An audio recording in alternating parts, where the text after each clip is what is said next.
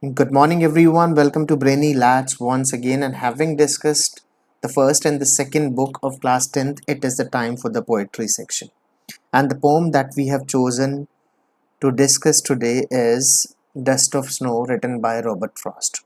We'll discuss the multiple choice questions of the poem and find out the important questions as well.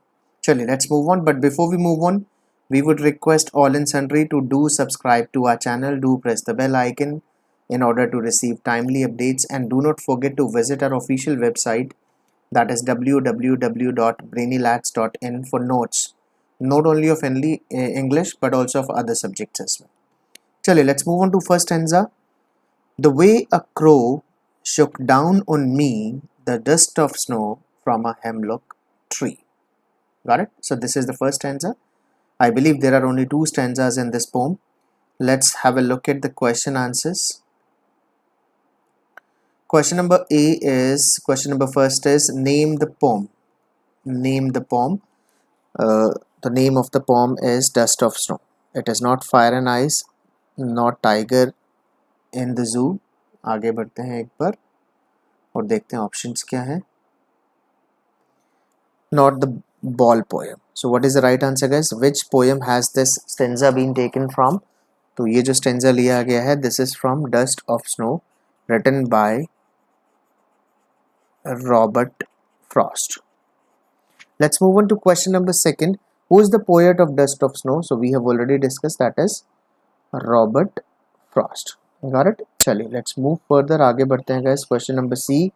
Question number D पे which literary device has been used throughout the poem? कौन सी literary device use की गई है throughout the poem? पूरी poem में आपको बताना है guys. पूरी poem में not a single line. It is not simile, personification, alliteration भी नहीं है. It is enjambment. Got it? तो अगर आपको enjambment पढ़ना है तो you can visit a website, that is www.brainylats.in. brainylats.in पे जाके go to the search box. आपको एक search box मिलेगा, वहाँ पर लिखिए poetic device. आपको वीडियो के साथ नोट्स भी मिलेंगे 30 poetic devices के, which can be the part of your upcoming examination, and enjambment is one of them. Where is the poet sitting in the poem Dust of Snow? Poet कहाँ बैठा है? Under a laburnum tree? No. Under a hemlock tree? Yes. Under a peepal tree? No. None of these नहीं आएगा. Second is the right option, guys. Let's move on to question number 5th. Question E की बात करते हैं. Why is the poet upset in the poem Dust of Snow? क्यों upset है वो? For he had lost his money? No. For his girlfriend had cheated on him? No.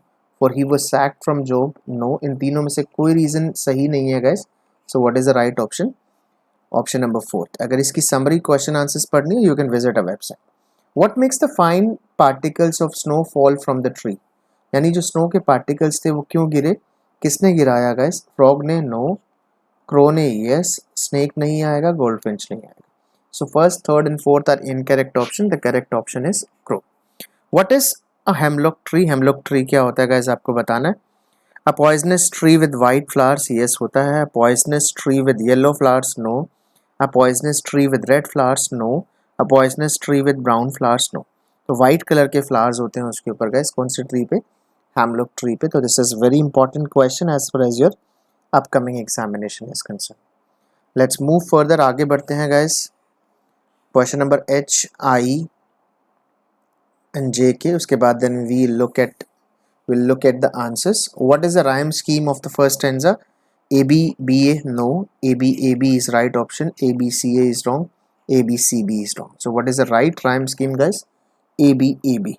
अगर आप rhyme को follow जानते हैं कि rhyme को follow कैसे किया जाता है, तो आप easily conclude कर सकते हैं कि what is the rhyme scheme, कि rhyme scheme क्या होगी.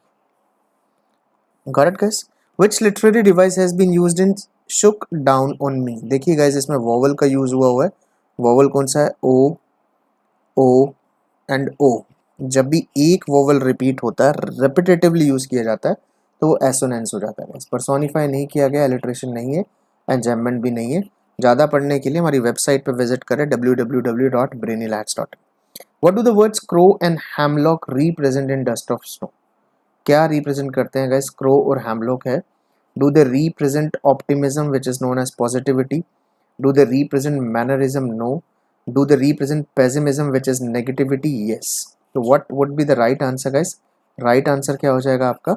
Pessimism हो जाएगा. चलिए मैच कर लेते हैं आंसर्स एक एक करके. Name of the poem is Dust of Snow. Name of the poet is Robert Frost. Which literary device has been used throughout the poem? That is enjambment. Where is the poet sitting under a hemlock tree?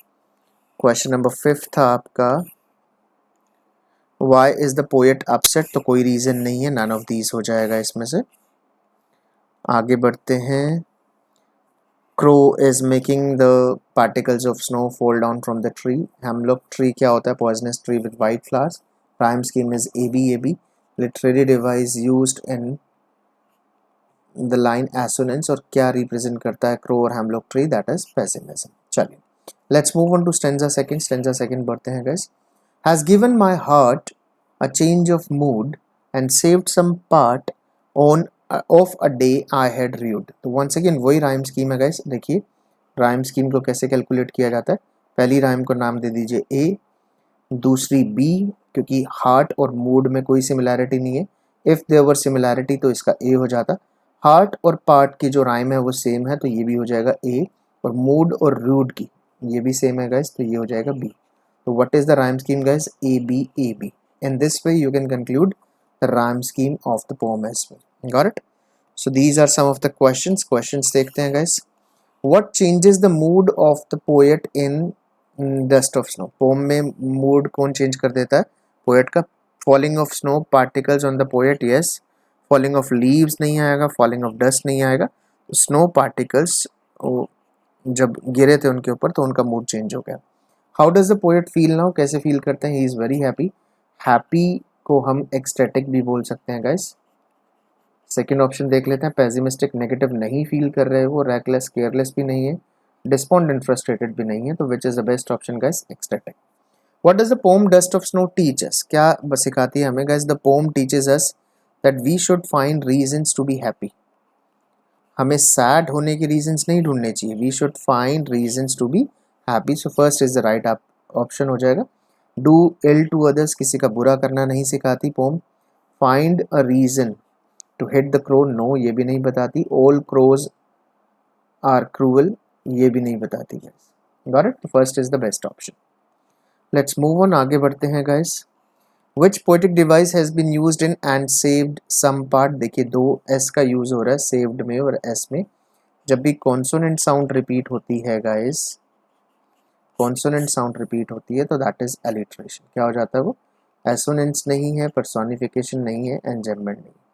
What does the word rude means? Rude का मतलब क्या होता है guys? बुरा feel करना.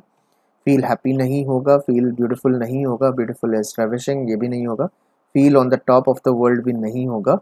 तो पछतावा feel करना, रिग्रेट फील करना is called rued. Which poetic device has been used in has given my heart? Guys देखिए एच का यूज हुआ है, एच का यूज हुआ है तो once again the answer is alliteration. Enjambment, personification, assonance ये आंसर्स नहीं होंगे. चलिए मैच कर लेते हैं आंसर्स एक बार. Falling of snow particles on the poet makes him happy. He is ecstatic. The poem teaches us that we should find natural reasons to be happy. Alliteration दोनों जगह यूज हुआ. और rude का मतलब पूछा गया था तो the meaning of the word rude is feel remorseful.